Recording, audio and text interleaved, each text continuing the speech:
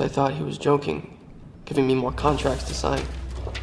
I love this scene. One of my favorite scenes in all founder movies. It actually shows something that's very critical for you to understand as an entrepreneur, but very misunderstood. So let's watch and I'll explain. If you don't know me, I'm Michia. I spent the last decade selling my startup for $110 million. Today, we're going to be blind reacting to the most iconic founder films to see what they got right, what they got wrong, and the most valuable lessons you can take away on your own founder journey. So let's dive right in.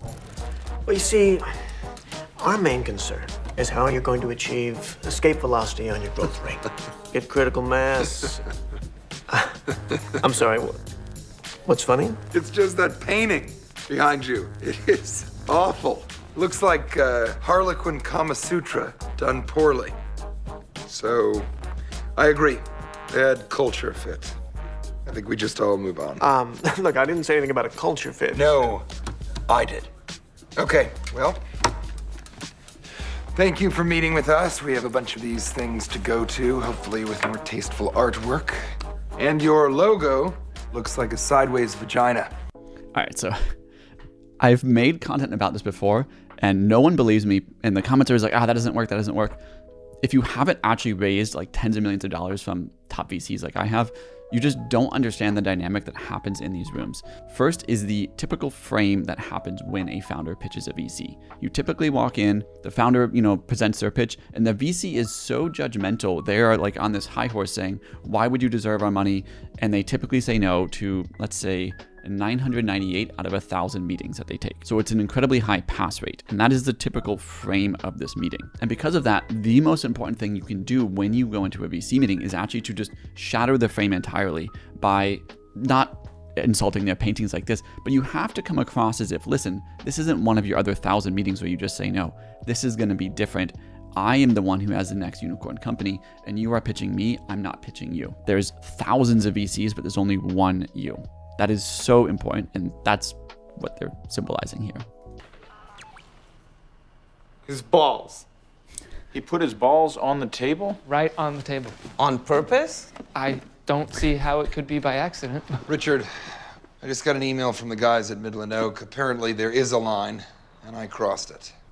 The line between $12 and $15 million. Ba-bam! Midland Oak's offer just came in. Gentlemen, we are valued at $75 million, fully diluted. Are you shitting me? Take a look at these term sheets. There is a linear correlation between how intolerable I was and the height of valuation. So actually the summary there's a literal correlation between how intolerable I was and the higher the valuation. Does kind of sum up how fundraising rounds go.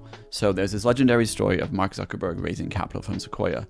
He walks into the meeting late, wearing pajamas and flip-flops, and does not pitch them on Facebook. Instead, he actually runs through a deck, 10 reasons you should not invest in Facebook. And it's like, well, I show up late to meetings, I'm lazy, I'm sloppy, we have no revenue, all these different things. And Sequoia's like, oh my gosh, how can we invest? How can we, when do we sign the check? Like, how do we get in? And this sounds ridiculous, but it's kind of like dating. The less you need the other side of the table, oftentimes the more that they want you. And I'm not here to argue if that is a healthy dynamic or not, but this is how it works. In fact, in our own seed round, the first check came in at an $8 million valuation. A few days later, the valuation came in at $11 million. 8VC came in. A few days later, the valuation was $18 million. Battery Ventures came in on that one. And then like a week later, we were offered at a $36 million valuation, which we actually turned down because it was just getting too ridiculous. But I remember talking to VCs during this round, because like I would have met them at an $8 million valuation on Monday, and then maybe by Friday it was an $18 million valuation. There was one VC in particular. He called me and said, hey, we'd like to do the deal. And I was like, great. Just so you know, when we spoke on Monday, it was an $8 million valuation. Now it's an $18 million valuation. Let me know if you're in or out. And he was like, are you serious? Like, it's $10 million more in the span of 4 days? And there was just like awkward, long silence. And then he goes, okay, just send over the wiring instructions. We're in.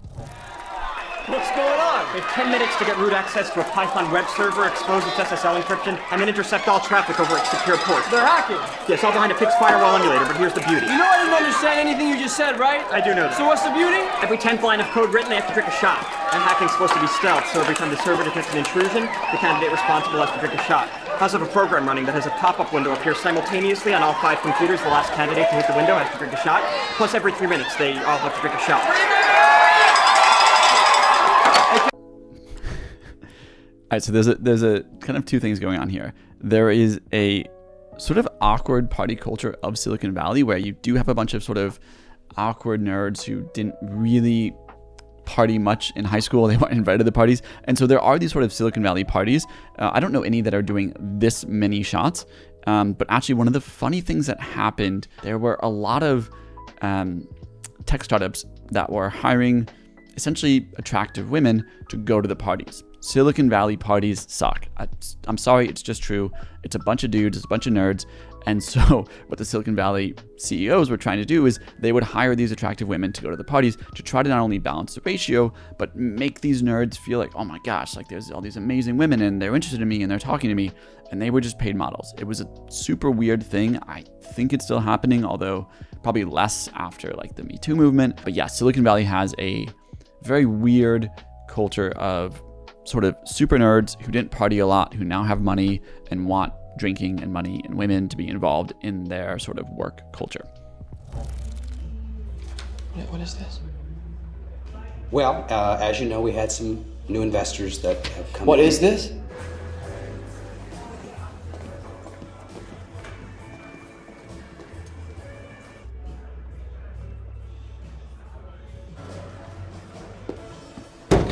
Mr. Sav.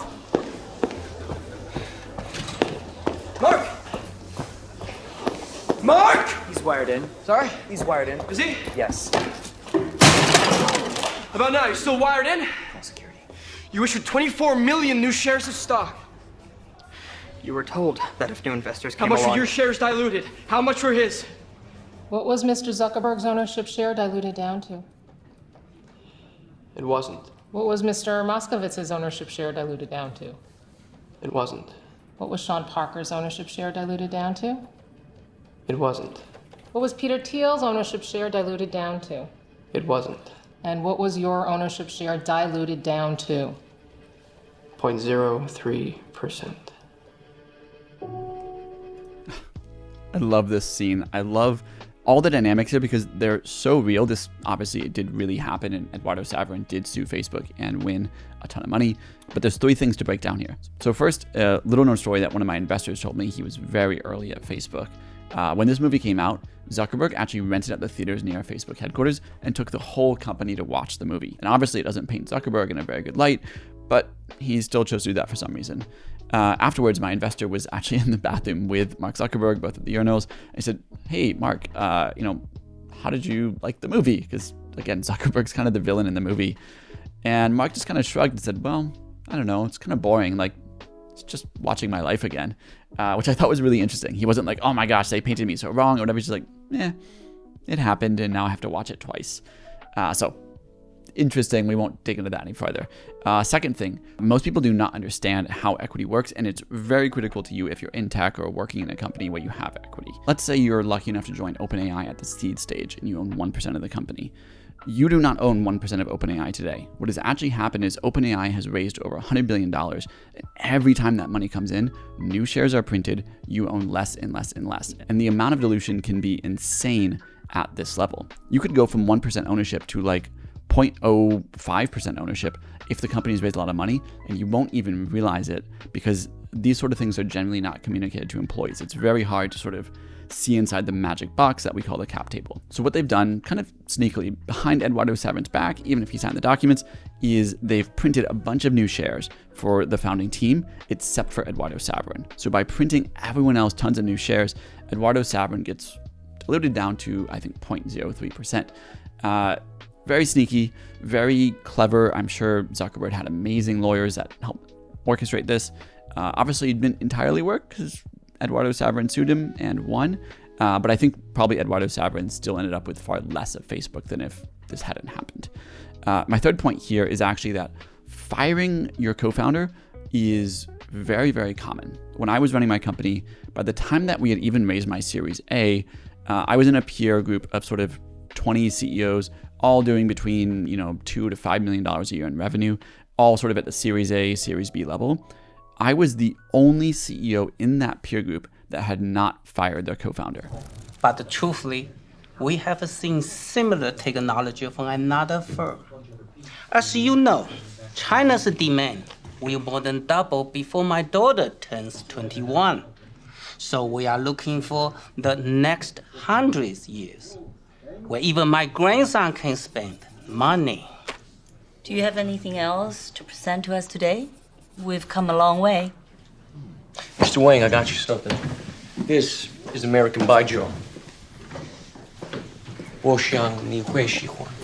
Oh, thank you. I've never seen this before, but this is actually really funny. Shia LaBeouf speaks a little Chinese. I have also learned Chinese so that I can speak with investors. 我可以说中文.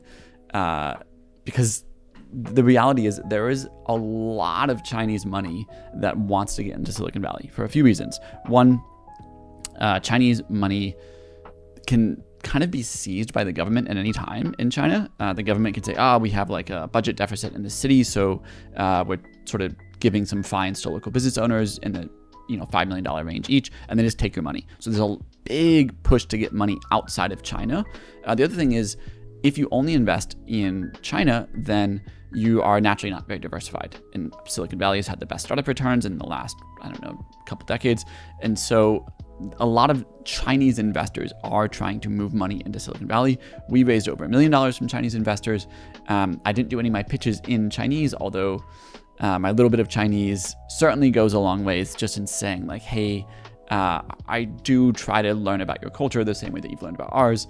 And you can raise a lot of money from Chinese investors, although I still think Japan, where I'm at now, is sort of still the mecca for big checks because Japan has a lot of liquid cash.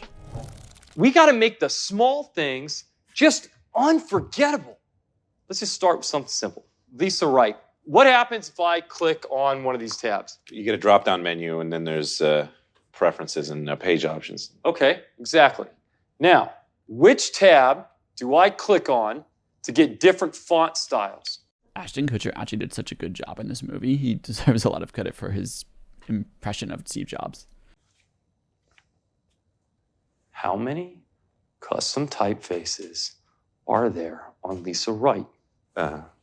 That's actually something that I wanted to talk to you about, Steve. I've been asking for the fonts for months. But everything we're talking about is conceptual, and I'm sorry, but typeface, it isn't exactly a pressing issue right now. Everything is a pressing issue. I love this line. Everything is a pressing issue. Steve was just a relentless maniac on the details and the focus, and that's, again, what made him great. I think what we're about to see is what also made him really hard to work with. Get your shit and get out. You're done. What are you gonna fire me? No! I already fired you! Why are you still here? All right, I have a confession. I used to watch this clip when I was really mad at certain employees in the company, just to be like, I wish I would do this, but I'm not Steve Jobs. I'm just not this mean, and so I don't fire people like this. I've never fired anybody like this. I have fired people, of course, but we do it in a very this is the bar. You're not hitting it. Here's why. But sometimes you just do want to channel your inner Steve Jobs and fire these people, but you can't do this. You cannot fire people publicly like this. It kills morale. The only reason Steve Jobs got away with stuff like this is because he was an absolute genius and brilliant. The rest of it, like his management style, everything else, even Pixar, which he co-founded and was one of the lead investors with, will tell you Steve Jobs sucked to deal with. It was just that he was so smart that everybody put up with it. Simple as that. Boom. No, Dave, Mr. Kinkabi had a question about the EBITDA. Good. Good? What am I saying? EBITDA is bad. Fucking terrible. Are you saying the premium needs to be adjusted? I didn't say that. Did you hear me say it? No. What about our WACC? Huh? What PPS multiple are you using? What's that? Is the financing still stable? Hang on, guys. Like fucking 25 guys on this side. Can you fire somebody else? Anybody else feel the fucking question? Dave? Yep. It's your job to know this. Yeah, I know that. That's, we're everything is... Here's the deal. We're very rich. Everybody rich. I've never seen this movie and I have no idea what's going on. Is this some kind of joke? Are you trying to poison the well? You're the one on a fishing expedition, Kinkabi. You were never serious about this merger. Me? This moron works for you. You're the one sabotaging it. This merger is over. You just made the biggest mistake of your career, mister. I will see you in court. No. What a bunch of bull. All right, so this is a fun scene. You've got like the huge long board table with 40 guys, 20 on each side. That's not actually how deals get done. Deals get done usually in very small, tight-knit groups. Usually sort of decision maker to decision maker deciding, do we want to do this? What are the risks? How do we want to structure the deal? Things like that. To give you a very practical example, when I sold my company for $110 million, we didn't do anything like this. We literally met up for a hike in Silicon Valley. And I think we hiked for about 3 hours where we just talked about the business, our shared vision, ways it could go wrong, ways it could go right, the ups and downs, and just like what it would be like to build this thing together. That is where the real deals happen. What this looks like is more of a diligence room. We usually call them war rooms. And basically the war room is where you get like 20 lawyers on each side. And I freaking hate it. It's just a way for them to squeeze the billable hours out of you. Because if you're selling your company, this is probably the last time your lawyer gets to bill you. And so actually when I sold my company, the most my lawyer had ever billed me for was $20,000. The bill for selling my company was $1.3 million, and we successfully negotiated that down to $1 million. It's because of crap like this. These war rooms happen, but it's just lawyer on lawyer. Both sides are just billable hours collecting. All right, this was fun. If you liked it, let me know in the comments and we'll do some more.